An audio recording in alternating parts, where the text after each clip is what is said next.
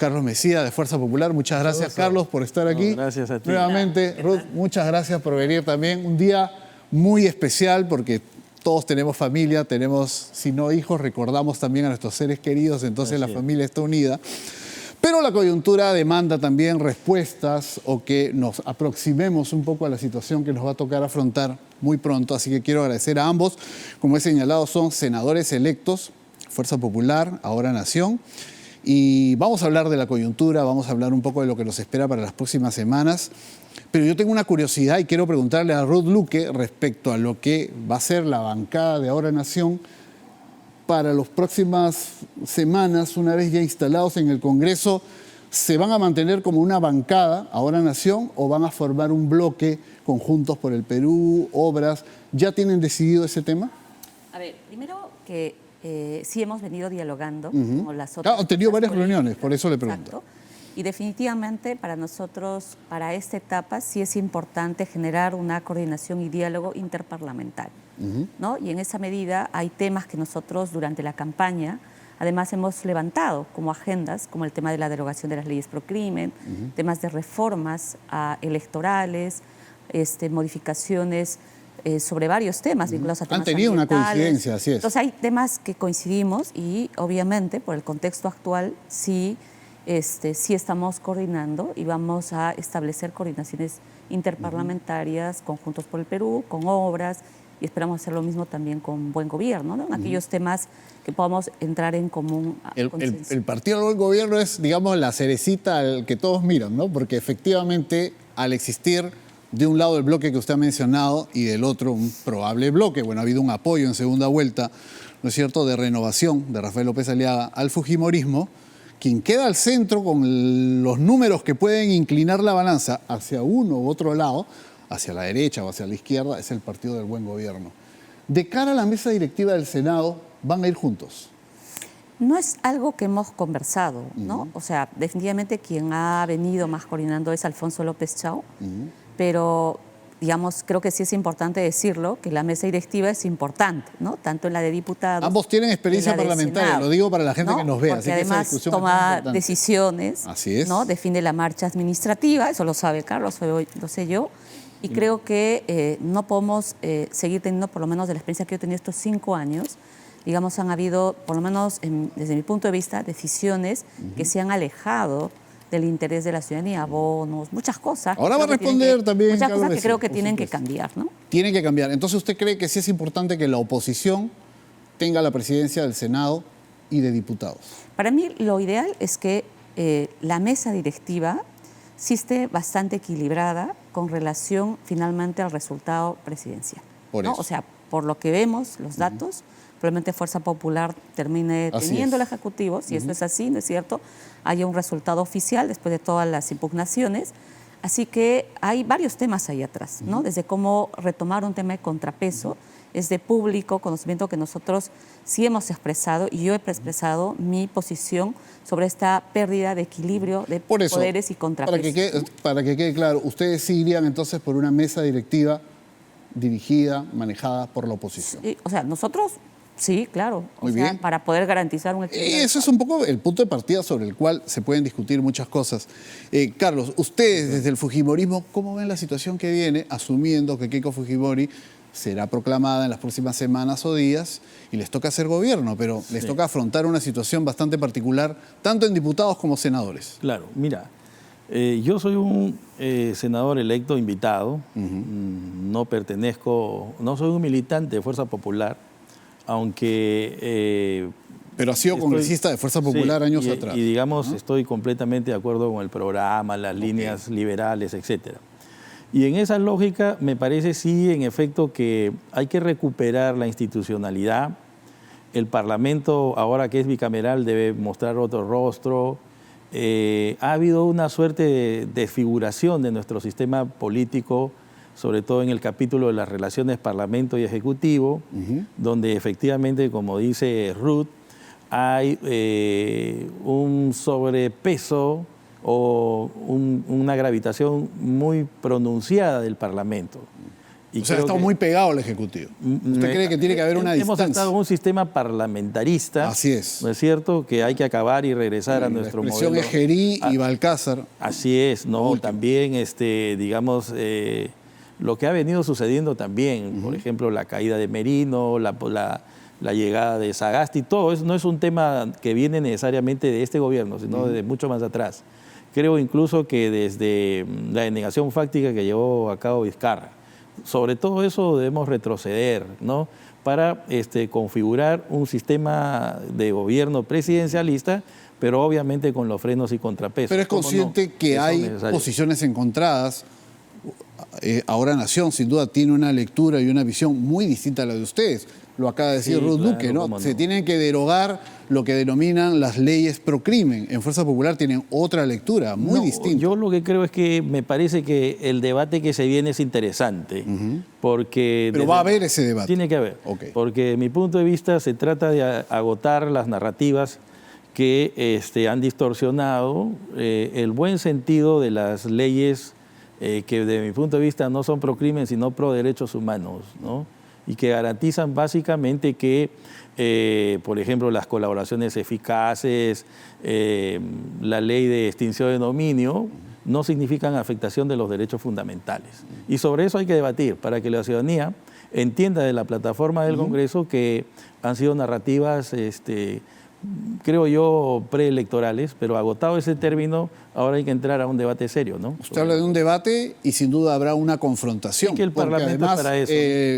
El senador electo Mejía habla de una narrativa, no de algo como lo que usted ha señalado, Ruth, que es preciso corregir y eliminar. Sí, no, yo estoy de acuerdo que una cosa que creo que hay que ahondar mucho en esta etapa es la deliberación y el debate. En eso yo estoy de acuerdo, algo que se ha perdido porque ha sido un parlamento funcionando de manera virtual, semipresencial, que me parece escandaloso.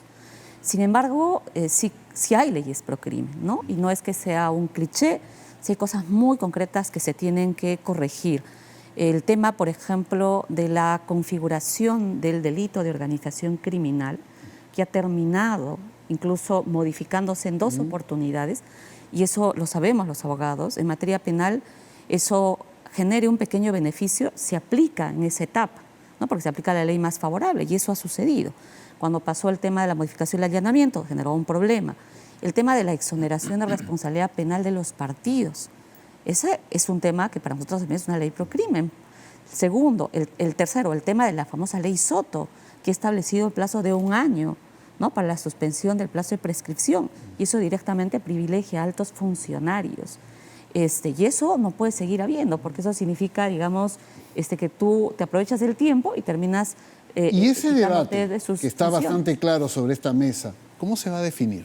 Evidentemente en función a los votos, pero No, ¿quién tiene la mayoría? No, todavía no. Bueno, en verdad nadie tiene las mayorías. Nadie ¿no? tiene la mayoría. Entonces, eso es una oportunidad también. Y que la política, por lo menos queremos que así sea en el próximo Parlamento, sea una política de persuasión, ¿no? Que del debate pueda salir lo que sea más beneficioso para el país. No me cabe la menor duda que tenemos desencuentros, ¿no es cierto? Pero es parte del pluralismo ideológico que está garantizado por la Constitución, ¿no? Entonces vamos a ir, sí, bien es verdad que el Parlamento es un órgano político, pero hablar de las leyes penales, que es definir la política criminal del Estado, significa, ¿no es cierto?, un debate altamente técnico, donde creo que hay que llamar también a los penalistas para que digan su punto de vista, de uno y otro lado. Claro, bueno, los hemos escuchado también en estos últimos años dentro de la discusión. La ley es perfectible. Si hay algunas cosas que se tengan que modificar y reformar o mejorar, bien, no hay problema. Eso ya puede ser un avance. Ahora, respecto de las expectativas que tienen del otro lado en el bloque, en el Senado. Ahora, ustedes como Fujimorismo van a pedir, van a solicitar que la presidencia de la mesa directiva del Senado esté en manos del oficialismo, del Fujimorismo. Bueno, la mesa directiva tiene importancia, desde mi punto de vista, porque marca la agenda. Así es. ¿No es cierto? Y esa agenda tiene que ser el respaldo de lo que las políticas de gobierno tengan que darse desde el Poder Ejecutivo. Mire, necesitamos tantas cosas. Yo que he recorrido en la campaña del Perú, Lima, en fin, Cajamarca y otros sitios del país, he notado que las desigualdades y las injusticias sociales se han pronunciado, ¿no? Y entonces nosotros pensamos que desde Fuerza Popular que una pronunciada, una intensa política liberal, ¿no es cierto?, con un fuerte sentido social, debe hacerle ver a la ciudadanía que el progreso del país, digamos, la economía de mercado, la garantía de los contratos, las contratos ley, etcétera, no son incompatibles con los derechos fundamentales de las grandes mayorías. Ya, pero esa agenda no la van a poder impulsar solos porque no les dan los números. Fuerza Popular no alcanza mayoría por sí misma, ni en diputados ni en senadores. Y quien está más cerca es Renovación, de Rafael López Aliaga, pero tampoco hacen mayoría. Entonces, ¿a quién le van a tocar la puerta? No. Está difícil, está difícil que convenzan porque, mire, a gente de Ahora Nación, ¿o cree que sí los pueden convencer? En algunos casos puede ser que coincidamos, ¿por qué no? Pregúntele a Ruth Luque. Pero creo que hay un tema, mira, hablando Yo he leído el plan de gobierno de Ahora Nación, lo repito más de una vez, es muy diferente al de Juntos por el Perú. Ah, sí, claro. Podríamos decir que hay muchas coincidencias en lo económico, en lo social, con Fuerza Popular, sin ser un programa de derecha, porque no lo es, pero sí, podríamos decir que está más cerca. Sin embargo, ustedes en ese momento tienen una posición más cercana a Juntos por el Perú. Ya, pero no se trata de una posición cercana a Juntos por el Perú. Yo creo que hay una cosa que es importante reconocer en el marco del debate, porque Carlos ha planteado un tema, digamos, de desigualdad social, ¿no es cierto?, desigualdad territorial, servicios, etcétera, que son importantes. Pero creo que hay un tema más de fondo que tiene que ver con el tema de la legitimidad. Y esa legitimidad pasa porque hay una profunda desconfianza política de parte de la ciudadanía, algo que se ha profundizado, efectivamente que viene de más tiempo, pero que en los últimos 5 años se han profundizado enormemente por lo que ha generado el Parlamento. Tú mismo lo has mencionado, hay una instauración de un parlamentarismo de facto, ¿no? Una bicameralidad que lo ideal para mí hubiera sido que sea debatida por la ciudadanía, que solamente correspondió al tema del Parlamento. Entonces, esta situación de legitimidad, que no es solamente acceso a servicios sociales, pasa por cómo esta nueva etapa, ¿no es cierto?, que después de muchos años está volviendo a bicameralidad, va realmente representar y no reproducir lo que ha significado esta unicameralidad, porque no basta tener 2, porque si se reproduce serían 2 problemas, ¿no es cierto? Sí. El problema de diputados y el problema de tener el mismo problema que tenemos ahora por 2. Exacto, entonces creo que sí es importante. Pero ¿qué pasos se tendrían que dar para precisamente se pueda consolidar esa legitimidad que usted menciona, para que pueda responder Carlos? Mira, una de las primeras cosas que a mí me parece por ejemplo importante es el tema de las víctimas del sur. Las víctimas del sur. El tema de los 50 muertos en el gobierno de Dina Boluarte, que fue imposible generar una comisión investigadora. No se archivaron todas las denuncias a favor de Dina Boluarte. Eso es una afrenta hacia el sur. Eso es desconocer un derecho fundamental, básico, de justicia, y hay un territorio lastimado en el sur. Lo segundo es sobre los casos de derechos humanos. O sea, lo último que el Congreso o que una mayoría quiere hacer es, por ejemplo, distorsionar los delitos de función, ¿no?, que ha tenido ya una primera votación. Eso, por ejemplo, me parece muy grave, porque estamos retrocediendo decisiones del Tribunal Constitucional, debates que se han dado desde en el año 2000, casos concretos que incluso ya se zanjó y que se dijo que el delito de función, el fuero militar policial, era solamente para aquellos casos que derivaron de infracciones propias de la función. Matar, asesinar, violar, no son parte de los delitos de función. Y eso se quiere volver a generar. Entonces, ¿quién nos lo están avalando hoy? La bancada del Fujimorismo. Entonces, yo estoy poniendo 2 ejemplos que creo que son parte importante de esta discusión de legitimidad, porque tienen que ver también por cómo un amplio sector de la población quiere garantías de justicia y quiere garantías de no impunidad, de no repetición. Y todos están esperando una respuesta por parte del Fujimorismo en este nuevo escenario en el cual les va a tocar ser gobierno y ya no son mayoría en ambas cámaras. Algunas cosas sustanciales. La bicameralidad importa un cambio sustancial, no es que se van a repetir los problemas, ¿no es cierto? Porque ha habido una recomposición de las competencias. La Cámara de Diputados más joven, hemos visto que ahora ha bajado el número de de edad, ¿no es cierto? La Cámara de Diputados es una Cámara de control político, de aprobación de leyes, en tanto que el Senado de equilibrio y de perfeccionamiento de las leyes. De manera que ahí creo que partimos de una errada visión de lo que significa el bicameralismo. No es una repetición de defectos, sino más bien creo yo que es una mejoría en nuestro sistema político. Lo otro, estoy de acuerdo con que hay que revisar y hay que ir, pero es una labor que le compete, de mi punto de vista, al Poder Judicial, a darle satisfacción y justicia pronta a las víctimas del sur. Estoy totalmente de acuerdo. Y pero también lo que habla de la creación de una comisión en el Congreso. Pero es que es comisión política. No, está bien, pero le alcanzo la pregunta porque es parte de la argumentación que ella ha brindado. Se tiene que crear, como no, pero que eso no signifique una interferencia en la labor del Poder Judicial y del Ministerio Público, ¿no es cierto? Y yo creo que lo otro sí me parece más bien muy importante, y ahí sí coincido con Ruth Luque. Creo que es un error la aprobación de estas modificaciones al Código Penal o a la política criminal del Estado para crear estos delitos de función.